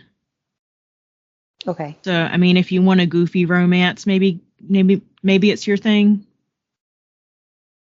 If you're in the mood for that. I was just wondering if maybe the main irritation was that you have read the book and then it had the same name and had nothing to do with the book. That's why I asked that question. Yeah, because even while watching the movie, I found myself playing on my phone more than I was paying attention to like the bulk of it. Gotcha. Okay. What about you, Miranda? So technically, this is not a new show. It's ended. And I lost track of it somewhere is what happened. Orange is the New Black. Okay. Which is a book. It's not a fiction book though. No, it is based on a true story. It is based on a true story. And it's very entertaining. I want to say season 1 and 2 are very loosely true, but as you get further in, because like all these other characters and their stories and what's happening are not, They're fictional. The lady that this happened to, Piper Kerman, who wrote the book, is actually executive producer and helps write the show, though. But somewhere along the way, season 4 ended, and much like many Netflix shows, you then have to wait. There's hiatus time. And I don't know what was happening in my life at that point, but I kind of just forgot. Went along my way. Yes, so I have now been finishing up the series. I watched all of 5 and 6, and I'm halfway through 7, which will completely end it. I can't say that it's I can't say that it's a like bad adaptation of a book, because that was a nonfiction book that this drama show is then created around, with most of the show being fiction with some real truth. So it's kind of like when you watch a show that's based on drama, like history, like fictional. Kind of like history. The Tudors. Yeah, like where a lot of it is real, but a lot of it is just dramatic fake, like fun. So I'm not going to be able to say like bad adaptation. I will say it's very enjoyable. There is a lot of naked, dirty times. Sometimes it's for the plot and the story.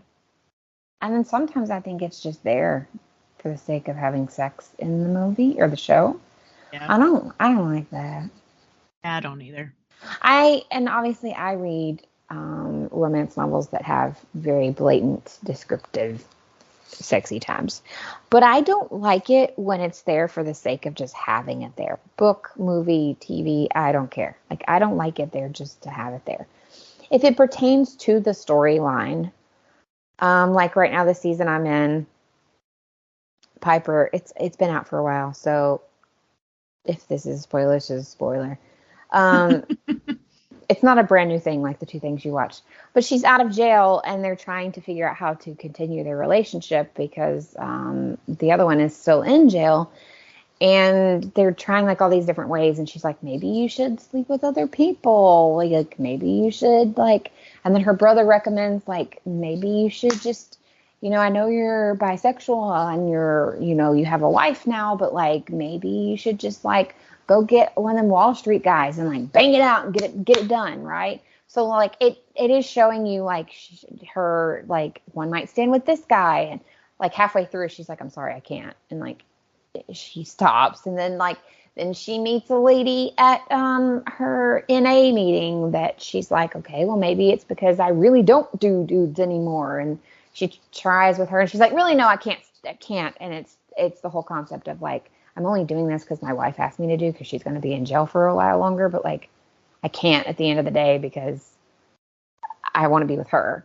So like when it was in there for that sake, to explain and to show like that she gets halfway through it and is like, stop, I can't do this, I'm okay with that. But when it's just like to add another sex scene, I don't like that. Yeah. So I get you. That would be my one complaint. And there's a lot of boobies everywhere. Of course, it's a women's prison, so there's going to be a lot of boobies everywhere. And I think that is some part of the realistic of it as well, is like they have no privacy. So like if there's a scene in the bathroom, like, yeah, there's naked women everywhere. That's what they deal with, like realistically of it. So like I'm okay with that as well. But I'm also one of those people that not just sex, but I also don't like nudity for nudity's sake. Yeah. So I think it's a great show. It's very intense, though. It deals with a lot of issues from season 1 to all the way to the end, like prison reform, shitty private prisons, the racial injustice, like the difference of how people get treated in prison and in even just their trials based on their color and their status in life. Not even just color, but like the amount of money they have. It deals with a lot of things like that. And then it deals with like, it even has like prison riot and mental health in prison and just all kinds of stuff. And I remember characters from season 1 that I hated, and then like they grow on you because you learn like why they did what they did. And like you were talking about earlier about the characters from your book that you went into today, like it gives you the backstory. And like the one was just like berated and belittled and shoved and pushed around by her father all the time, who was just doing drugs and drinking and thought it was okay for his kid to just do drugs and drink as well, even though they're not a fully developed adult yet. And you start to have like a lot of empathy and sympathy for these people as well. So I know a lot of people have already read the book, watched that series done, because it's been off the air for a little while now. But if you haven't, or maybe you're like me and you kind of like stopped somewhere, it wasn't because it wasn't good, you just stopped, I recommend it. But you're going to see lots of body parts and things like that. Yay, anatomy. Yeah, you see penises too. You see all the body parts. Oh, okay. I didn't know that. Well, yeah, in one of the seasons, a guard gets shot, and they have to, the prisoner, they actually are trying to help him, and they go to, like, cut his pants so that they can get to the bullet wound in his leg, and his penis just, bloop, and she looks, that's the joke, she looks at him, and she's like, really? We couldn't wear no underwear? Like, she cracks a joke about him deciding to. Normally, male anatomy is off limits. Not I don't know why it's just male, but. Nope, you see penises.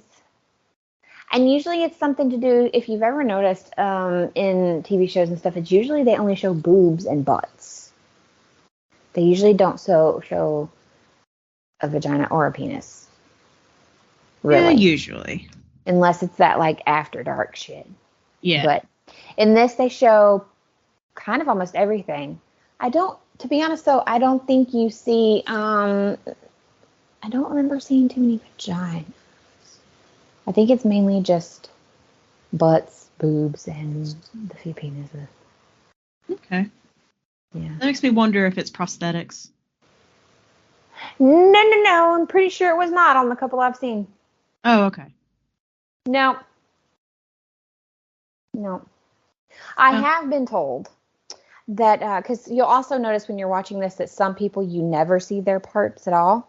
Like they're strategically covered by like the wall in the bathroom and stuff like that. And I've been told throughout the years, I do have some family that work in TV, nothing fancy people. But like, I have a family and I actually have a friend that has worked in TV for years in costuming. And she has told me, and then family have told me as well, that like, sometimes it's, you actually get paid more if you're willing, like if you're a female and you're willing to show your boobs.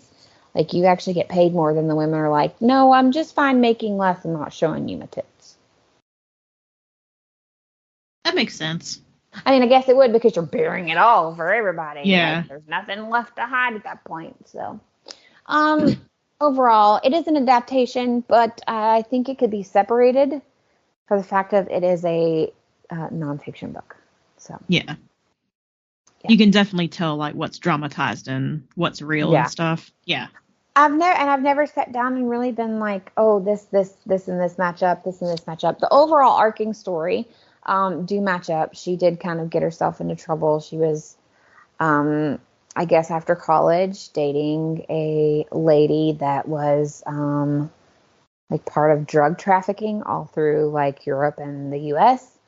And she participated. I don't remember from the beginning if it was willing or unwilling, or not unwilling, or unknowing is the word I should use.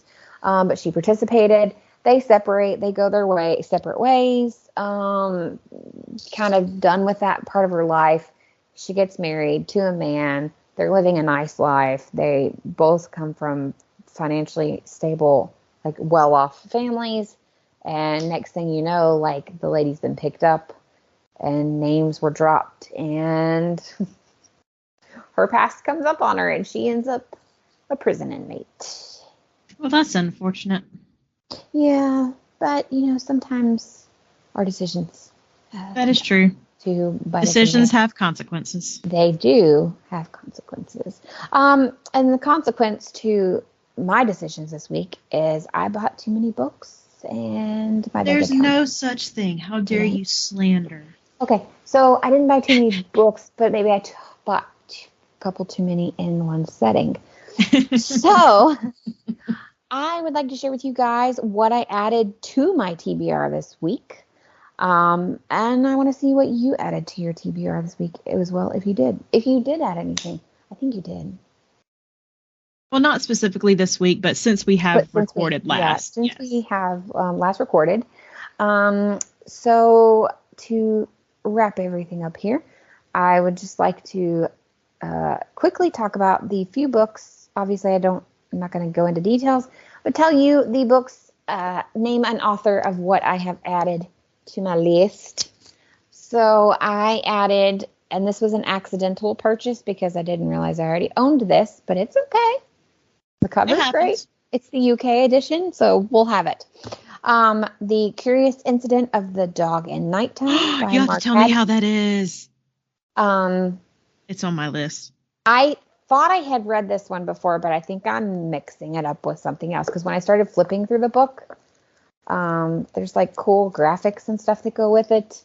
I am super interested in it because it is about an autistic young man who basically he kind of comes across paths. He's a 15-year-old autistic man who knows a great deal about math and human beings and things like that. He makes lists and patterns, and they even have them drawn out in the book. And I guess he stumbles upon one of the neighbors' dogs dead in the middle of the road. And he knows it's dead for sure because it has like a garden fork or something sticking out of it, like a pitchfork kind of garden work. And he goes on this journey of figuring out what happened. So it's essentially kind of a mystery, but it's also, it talks a lot about autism and explains just different aspects of daily life as an autistic. Yeah. And my son is autistic, so I was highly interested in that. The next one is actually going to become an adaptation. It is One of Us is Lying by Karen McManus. That is also on my list. It sounded good. I am a huge, huge, huge fan of Pretty Little Liars. I will reread that series a billion times. The show was great. That's one I'll talk about another time. And I got Pretty Little Liar vibes from this synopsis. Nice. So I did that one. And then the book that I have just heard a lot about, I Kissed Sarah Wheeler. It is also kind of a mystery. It reminded me of some, in a little bit of ways, of 13 Reasons, based on the synopsis, because Shara disappears, and the few people that she's kissed are now all getting different notes and stuff to kind of figure out what's happened, basically. Interesting. And then the last one is one I ordered, and it took a while to get here. It's a hunker of a book. I'm super excited. It is the Orchid Club Paris Complete Trilogy by Lila Dubois. It is a Sexy Times Bianca Nono book. Well, then I am very happy for you then. Yeah. I would love for you to love these, but I would never make you do that. And I also know that you'd never make me read a book that I just wouldn't enjoy. So, yes, I highly recommend. I talked about Miss Lila Dubois last podcast. I discovered her thanks to the TikTok. She's Good old adorable. TikTok. Good old TikTok. She's adorable. Her husband is adorable. They wrote me some of the sweetest notes in my order and even gave me a free book. Aww. So cute. So sweet. She signed all my books. Part of me wants to buy this on Kindle and not get my grubby hands all over this beautifully signed book. I will say, even if you're not into Sexy Times books, this cover is just gorgeous. So I want to look it up. What was it called? Orchid Club Paris, the complete trilogy by Lila Dubois. You look at these covers. Her name, I just love her name. It sounds so like mysterious. Yes, it does. Dubois. Lila Dubois. She's got some fantastic hair too. She's a curly hair girl too. You should check her out. Okay. Yeah, I do got that curly hair now. It's a purple cover. The couple are standing together quite lovingly, and the Eiffel Tower is in the background. That's not what's on Goodreads, so maybe you have a special cover. I may have a special cover. I will send it to you. I'll send you a picture. It is a gorgeous cover. Okay. So that is what I have added to my collection since we last talked. I actually ordered more from Lila Dubois, but a couple of the books, they were waiting from the printers, so they went ahead and sent me what I did order. Oh, that was nice very nice of them. So I will have more Lila Dubois to talk about later. Well, I have visited the bookstore numerous times since we last visited because I'm a psychopath who cannot say no to myself. Well, you're a psychopath who can't say no to yourself just like I am, but I also am at fault because I may have asked you to visit the bookstore for me as well. Yeah, you did. Well, actually, I can blame one of these on you then. So that one is my fault because I asked you to go for me. So after I read Wife Upstairs, I immediately went down the rabbit hole and tried to figure out what other Rachel Hawkins book I needed to add to my collection. Of course. So I bought Reckless Girls. Ooh. Yes. So this one is supposed to be a loose retelling of And Then There Were None by Agatha Christie. So I'm expecting a good mystery here. And then I also was wandering around the children's section because I don't pay attention to I love YA, but I don't pay attention to the children's section that much. So every once in a while I'll wander back there and see what's new. Got a weird hiccup. I do. That's actually when I go to the library, the first room I go to. I head to the teen section. Well, because it's on the for our library, that's what's on the first floor is the children's and middle grade. And then upstairs is the teen and everything else. So I go to the children's first. Yeah. Well, back in the children's section, I realized that J.K. Rowling had a new book out that I knew nothing about. Yes. I hadn't heard anything about it. Yes. It's called The Ichabog. Yes. The cover is beautiful. It is like this teal blue color, and then there's little drawings of things. There's like a torch, a sword, an axe, an old-timey money bag. There's a pie. So I'm just very intrigued by the cover, first of all. And also, this book is pretty heavy. I was not, expecting it to be this heavy. I also didn't really know much about it. And it's one of those books where it's a hardcover, so you have to open the front flap to see what it was about. Mm-hmm. It says, once upon a time, there was a tiny kingdom called Cornucopia, as rich in happiness as it was in gold and famous for its food. From the delicate cream cheeses of Curdsburg to the hopes of heaven pastries of Trouville, each was so delicious that people wept with joy as they ate them. That paragraph alone sold me because I love food. I love food. So I was like, I'm in. Yeah. And then the back of the book says it's a little, I guess you could say poem. Mm-hmm. As tall as two horses, eyes like glowing balls of fire, long razor sharp claws, the Ichabog is coming. Mm-hmm.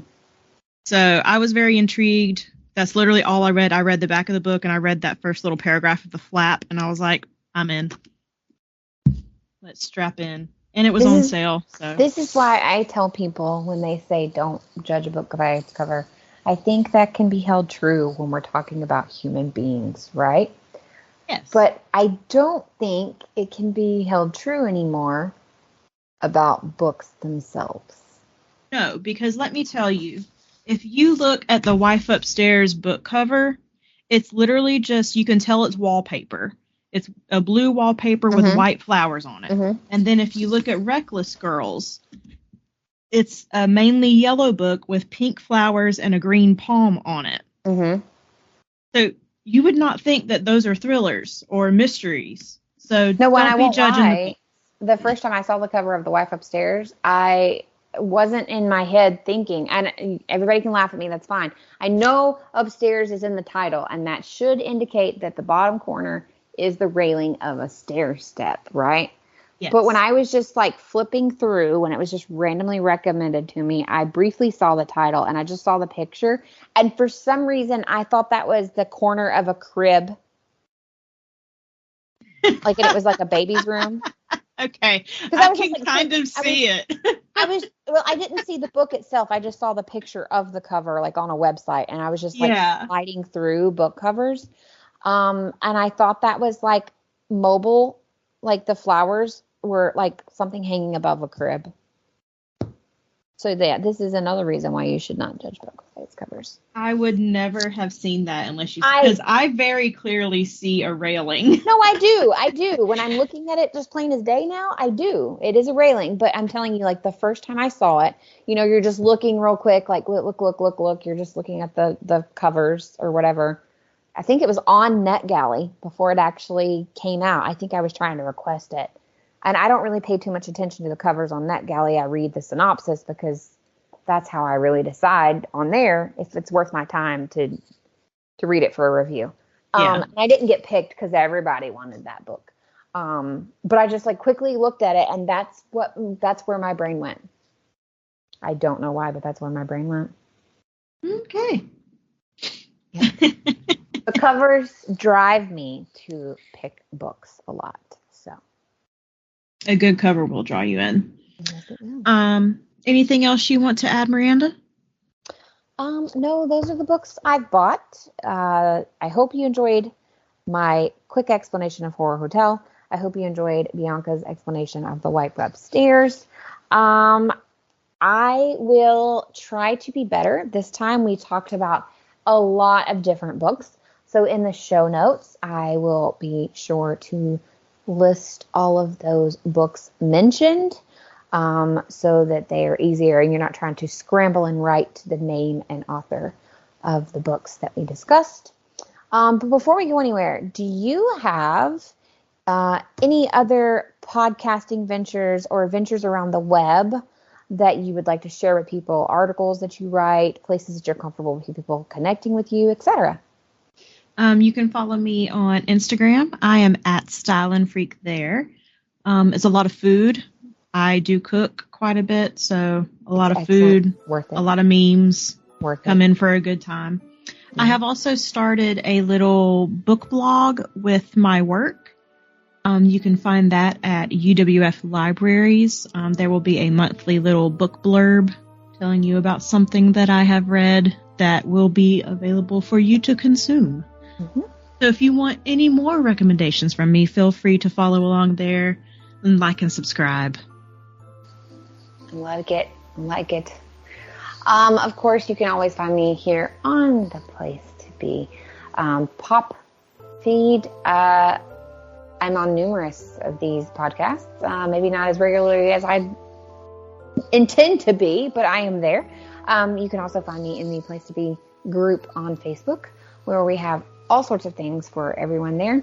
You can come in and have discussions with our wrestling feed gang, or you can vote like right now.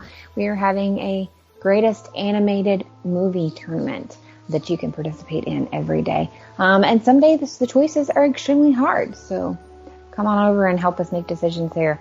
Of course, you can always find me on Instagram at Mom's a Nerd. It's not actually my handle, but if you type that in, you still find me. And I'm getting better at the TikTok, so please come join me over on TikTok, also as Mom's a Nerd. But of course, until then, as she said, like and subscribe, add more to your TBR, and just keep reading.